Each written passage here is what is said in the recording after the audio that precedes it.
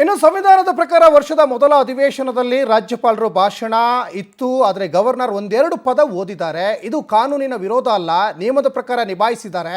ಸಂವಿಧಾನ ತಜ್ಞ BV ಆಚಾರ್ಯ ಅಭಿಪ್ರಾಯ ಕೂಡ ಈಗ ವ್ಯಕ್ತವಾಗ್ತಾ ಇದೆ. ಸಂವಿಧಾನದ ಪ್ರಕಾರ ವರ್ಷದ ಮೊದಲ ಅಧಿವೇಶನದಲ್ಲಿ ರಾಜ್ಯಪಾಲರು ಭಾಷಣ ಮಾಡಿದ್ರು. ಇವತ್ತು ಗವರ್ನರ್ ಒಂದೆರಡು ಪದ ಓದಿದ್ದಾರೆ. ಇದು ಕಾನೂನಿನ ವಿರೋಧ ಅಲ್ಲ, ನಿಯಮದ ಪ್ರಕಾರ ನಿಭಾಯಿಸಿದ್ದಾರೆ. ಸಂವಿಧಾನ ತಜ್ಞರನ್ನ ಹೇಳ್ತಾ ಇದ್ದಾರೆ BV ಆಚಾರ್ಯ ಅವರ ಅಭಿಪ್ರಾಯ ಇದು. ಸಂಪೂರ್ಣ ಭಾಷಣ ಓದಿಲ್ಲ ಅಂತ ಸರ್ಕಾರ ವಾದಿಸಿದ್ರೆ ಅಸೆಂಬ್ಲಿ ನಡೆಸಲಾಗಲ್ಲ. ಇಂತಹ ಸಾಕಷ್ಟು ಘಟನೆಗಳು ನಡೆದಿದ್ದಾವೆ. ಇವತ್ತಿನ ಗವರ್ನರ್ ನಡವಳಿಕೆ ತಪ್ಪಿಲ್ಲ. ಈ ವಿಚಾರದಲ್ಲಿ ಕಾನೂನನ್ನು ಟೀಕಿಸುವ ಅಧಿಕಾರ ಕೂಡ ರಾಜ್ಯ ಸರ್ಕಾರಕ್ಕಿಲ್ಲ. ಪವರ್ ಟಿವಿಗೆ ಹಿರಿಯ ಸಂವಿಧಾನ ತಜ್ಞರಾಗಿರುವ BV ಆಚಾರ್ಯ ಅವರ ಹೇಳಿಕೆ ಇದು. ಸಂವಿಧಾನದ ಪ್ರಕಾರ ವರ್ಷದ ಮೊದಲ ಅಧಿವೇಶನದಲ್ಲಿ ರಾಜ್ಯಪಾಲರ ಭಾಷಣ. ಇವತ್ತು ಗವರ್ನರ್ ಒಂದೆರಡು ಪದ ಓದಿದ್ದಾರೆ.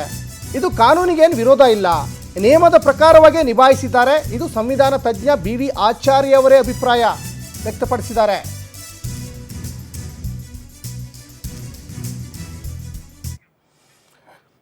ಇನ್ನು ನಮ್ಮ ಪ್ರತಿನಿಧಿ ಮಂಜುನಾಥ್ ಚಿಟ್ಚಾಟ್ ನಡೆಸಿದ್ದಾರೆ, ಬನ್ನಿ ನೋಡ್ಕೊಂಬರೋಣ.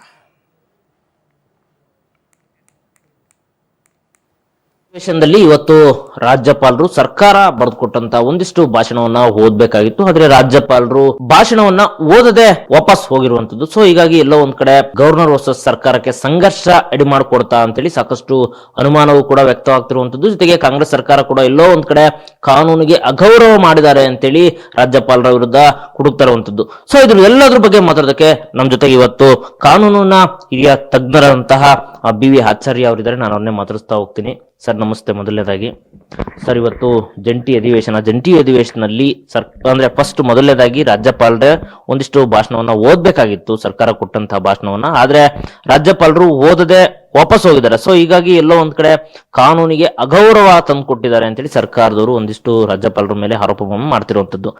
ಏನ್ ಸರ್ ಇದೆ ಆ ರೀತಿ ಕಾನೂನಿಗೆ ಅಗೌರವ ತಂದು ಕೊಟ್ಟಿದ್ದಾರೆ ಸರ್ ರಾಜ್ಯಪಾಲರು? ನೋಡಿ, ಕಾನ್ಸ್ಟಿಟ್ಯೂಷನ್ ಪ್ರಕಾರ ಪ್ರತಿ ವರ್ಷ ಮೊದಲನೇ ಅಧಿವೇಶನದಲ್ಲಿ ರಾಜ್ಯಪಾಲರು ಭಾಷಣ ಮಾಡಬೇಕು. The proceedings will commence with the speech address by the governor. ಇವತ್ತು ನನ್ನ ಅಭಿಪ್ರಾಯ ಪ್ರಕಾರ ಗವರ್ನರ್ ಕಾನೂನಿಗೆ ಅನುಗುಣವಾಗಿ ಅಸೆಂಬ್ಲಿಗೆ ಬಂದು ಜಾಯಿಂಟ್ ಸೆಷನ್ನಲ್ಲಿ ಅವರು ಭಾಷಣ ಮಾಡಿದ್ದಾರೆ. ಅದರಲ್ಲಿ ಫುಲ್ ಓದಿರಲಿಲ್ಲ, ಕೆಲವು ಅಂಶವನ್ನು ಮಾತ್ರ ಓದಿದ್ದಾರೆ. ಇದು ಹಿಂದೆಯೂ ನಡೆದಿದೆ. ಇದು ಕಾನೂನು ಪ್ರಕಾರ ನನ್ನ ಅಭಿಪ್ರಾಯದಲ್ಲಿ it amounts to an address by the governor. ಹಾಗಾಗಿ ಗವರ್ನರ್ ಕಾನ್ಸ್ಟಿಟ್ಯೂಷನ್ಗೆ ಏನು ವಿರೋಧವಾಗಿ ಹೋಗಲಿಲ್ಲ. ಕ್ರಮ ಪ್ರಕಾರ ಅವರು ಬಂದು ಭಾಷಣ ಮಾಡಿ ಅನಂತರ ಹೋಗಿದ್ದಾರೆ. ಓಕೆ, ಈಗ ಸರ್ಕಾರ ಹೇಳ್ತಿರುವಂತದ್ದು ಸರ್ 176ನೇ ವಿಧಿಯ ಪ್ರಕಾರ ಸರ್ಕಾರ ಒಂದಿಷ್ಟು ಭಾಷಣವನ್ನ ಬರ್ಕೊಟ್ಟ ಮೇಲೆ ಫಸ್ಟ್ ಅವರು ಓದ್ಬಿಟ್ಟೆ ಭಾಷಣವನ್ನ ಶುರು ಮಾಡ್ಬೇಕಾಗಿತ್ತು. ಆದ್ರೆ ಅವರು ಓದಿಲ್ಲ, ಎಲ್ಲೋ ಒಂದ್ ಕಡೆ ಕಾನೂನಿಗೆ ವಿರುದ್ಧವಾಗಿದ್ದಾರೆ, ಕಾನೂನಿಗೆ ಅಗೌರವ ತಂದು ಕೊಟ್ಟಿದ್ದಾರೆ ಅಂತ ಹೇಳ್ತೀರಾ ಸರ್?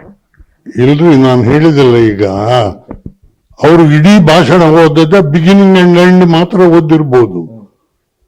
ಅದರಿಂದ ಏನು ಒಂದು at the most it may be irregularity instead of ಓದಿ. ಮುಂಚೆ ಕೂಡ ಎಷ್ಟೋ ಗವರ್ನರ್ಗಳು ಕೆಲವು ಪಾರ ಬಿಟ್ಟದ್ದು ಅಥವಾ ಕೆಲವು ಸೆಂಟೆನ್ಸ್ ಎಲ್ಲ ಬಿಟ್ಟದ್ದುಂಟು. ಬಟ್ ನನ್ನ ಅಭಿಪ್ರಾಯ ಪ್ರಕಾರ ಗವರ್ನರ್ ನಡವಳಿಕೆಯಲ್ಲಿ ಏನೂ ತಪ್ಪಾಗಲಿಲ್ಲ. And no court can issue any direction against the governor. Supreme court ಆಗಲಿ ಹೈಕೋರ್ಟ್ ಆಗಲಿ ಯಾವುದೇ ಒಂದು ರಿಟ್ ಪಿಟಿಷನ್ ನಲ್ಲಿ ಗವರ್ನರ್ ಅನ್ನು ಅಥವಾ ಪ್ರೆಸಿಡೆಂಟ್ ರಾಷ್ಟ್ರಪತಿಯವರನ್ನು ಪಾರ್ಟಿ ಮಾಡ್ಲಿಕ್ಕೆ ಆಗುದಿಲ್ಲ. ಅಂಡ್ ಯಾವ ಕೋರ್ಟಿಗೂ ಕೂಡ, ಸುಪ್ರೀಂ ಕೋರ್ಟ್ಗೆ ಕೂಡ ಗವರ್ನರ್ಗೆ ಒಂದು ಡೈರೆಕ್ಟ್ ಆದೇಶ ಕೊಡುವ ಅಧಿಕಾರ ಇಲ್ಲ. ಇದಿಷ್ಟು ಗವರ್ನರ್ ವರ್ಸಸ್ ಸರ್ಕಾರ ನಡುವೆ ಶುರುವಾಗಿರುವಂತಹ ಸಂಘರ್ಷದಲ್ಲಿ BV ಆಚಾರ್ಯರು ಕಾನೂನಿನ ಹೋರಾಟ ಯಾವ ರೀತಿ ಇರುತ್ತೆ ಅಂತೇಳಿ BV ಆಚಾರ್ಯರು ಹೇಳ್ತಿರುವಂತದ್ದು. ಕ್ಯಾಮರಾ ಪರ್ಸನ್ ರವಿ ಜೊತೆ ಮಂಜುನಾಥ್ ಸಕ್ರ, ಪವರ್ ಟಿವಿ, ಬೆಂಗಳೂರು.